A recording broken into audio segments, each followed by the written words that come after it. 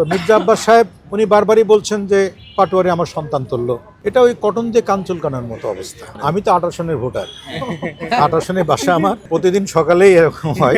যেমন মির্জা আব্বাস ভাই একটা বর্ষিয়ান রাজনীতিবিদ এবং বুনিয়াদি ফ্যামিলির একজন। তো এখানে পাহাড়ের গায়ে ঢিল মারলে তো পাহাড়ের কিছু আসে যায় না, ঢিলটাই এক পর্যায়ে যে গুড়া গুড়া গুড়া গুড়া হয়ে যায়। নাসিরুদ্দিন পাটোয়ারি শিক্ষিত ছেলে, আন্দোলন সংগ্রামে তার ভূমিকা ছিল, এই ব্যাপারে আমরা তাকে ধন্যবাদ জানাই, দেশের নাগরিক। কিন্তু মির্জা আব্বাস একটা সম্মানের জায়গায় বেশ কয়েকবার মন্ত্রিত্বের দায়িত্ব পালন করেছেন, তিনি স্থায়ী কমিটির মেম্বার, ওই এলাকার স্থায়ী বাসিন্দা। এটা ওই কটন দিয়ে কান চুলকানোর মতো অবস্থা। অনেক সময় কটন দিয়ে কান চুলকায় না। তো মির্জা আব্বাস সাহেব উনি বারবারই বলছেন যে পাটোয়ারি আমার সন্তান তুল্য।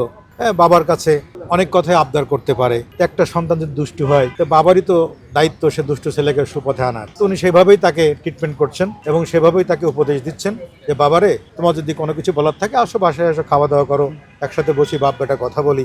হ্যাঁ, তো ওই ছেলেটা যদি দুষ্টু বেশি হয়, বাবের ভালো কথা অনেক সময় মন্দ হয়ে যায়। তো সেরকমভাবে চলছে। 12 তারিখের অবসান ঘটে যাবে ইনশাল্লাহ।